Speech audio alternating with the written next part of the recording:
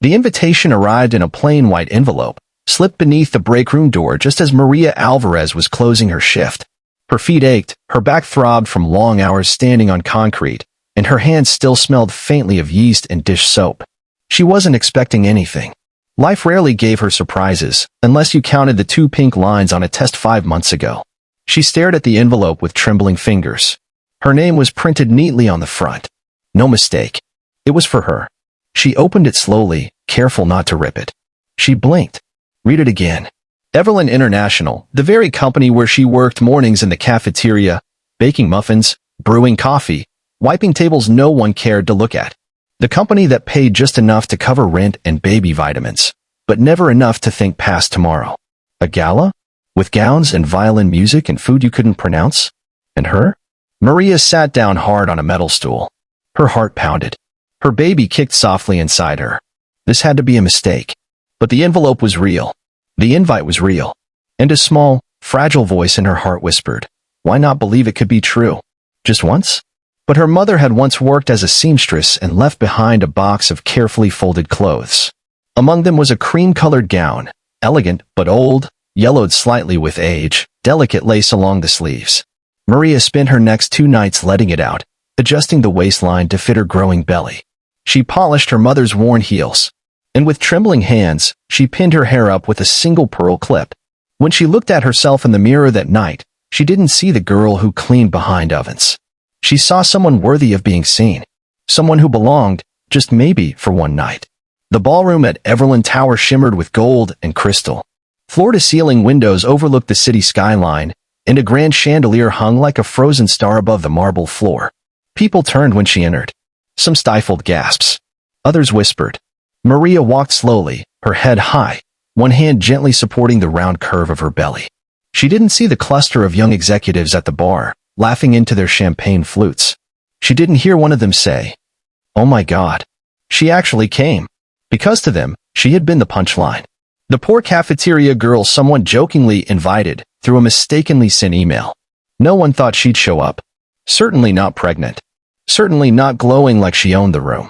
Ryan Hartwell, CEO of Everland International, was mid-sentence when he caught sight of her. He had been talking strategy with board members. But the moment his eyes landed on Maria, standing awkwardly by the entrance, visibly uncomfortable yet undeniably radiant, his voice faltered. There was something about her. A memory. A scent.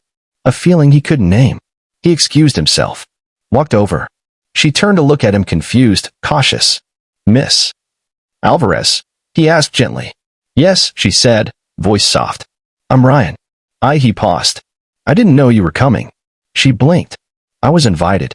Her tone was polite but firm. He nodded, guilt rising in his throat. He suddenly knew. This hadn't been a real invitation. It had been a joke. Cruel. Unforgivable. Yet here she was. And instead of humiliation, she stood with the quiet dignity of someone who had been stepped on too many times to care anymore. Ryan swallowed hard. "I'm glad you did," he said simply. Then, without hesitation, he offered his arm. "Would you allow me the honor of your company?" The crowd parted as they walked together. Maria's heart pounded louder than the orchestra. She could feel the stares, the judgment. But she also saw something shift. Something in their eyes, confusion, yes. But also shame. No one had expected her to walk in. No one had expected the CEO to walk beside her. Ryan led her to a seat at the head table. He pulled the chair out for her, like a gentleman from a world she never imagined herself belonging to. They spoke over dinner. At first about the baby, due in May. A girl. Then about her job. Her mother. Her dreams.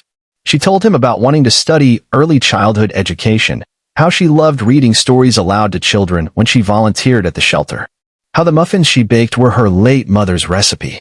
Ryan listened. Really listened. And for the first time in years, Maria felt heard. Halfway through the evening, Ryan stood to speak. He hadn't planned a speech, but the moment demanded it. He looked out across a room filled with silk gowns, polished shoes, and carefully painted smiles. "Tonight," he began, "I want to talk about value." A few people looked up from their wine glasses. We often mistake worth for wealth. We confuse power with presence. But tonight, someone reminded me that dignity doesn't need approval and courage doesn't need permission. He turned toward Maria.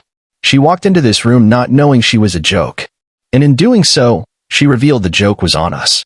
On those of us who've forgotten how hard some people fight just to show up. Silence fell. Some stared down at their plates. Others, those who had laughed earlier, shifted uncomfortably. I want to apologize publicly, Ryan continued, to Miss Alvarez, and to anyone else we've overlooked, dismissed, or underestimated. He raised his glass. To the unseen. May we learn to truly see. After the gala, Ryan found Maria waiting outside for the bus. She refused his offer for a ride. But she smiled at him, genuinely this time. I didn't expect tonight to go like this, she said. Neither did I. They stood in silence for a moment under the soft snow. I'm not looking for pity, she added quietly. I know, he said. But you deserve respect. Over the next few weeks, Ryan made quiet moves behind the scenes. Maria was offered a flexible scholarship, funded anonymously, to pursue her education. A seat was opened for her in the company's community engagement program. Daycare was arranged for her future daughter. And a small bonus appeared in her account for outstanding dedication. Maria never asked why. She simply thanked God and moved forward. With strength, with grace, and with the unshakable belief that kindness, no matter how small, could still exist in the most unexpected places. 1 year later, Maria returned to Everland Tower. This time, not in an old dress, but in a navy blue blouse and modest heels, her daughter tucked in her arms, cooing softly. The company had named a new mentorship program after her mother, the Alvarez Initiative, supporting single mothers in the workplace. At the launch event, Ryan stood before the crowd once more. And when he saw Maria walk in, smiling, radiant, child in her arms, he felt something deep, indescribable, settle in his chest. Hope, humility, a quiet, overwhelming gratitude. Because one girl had walked into his world like an echo from a forgotten truth.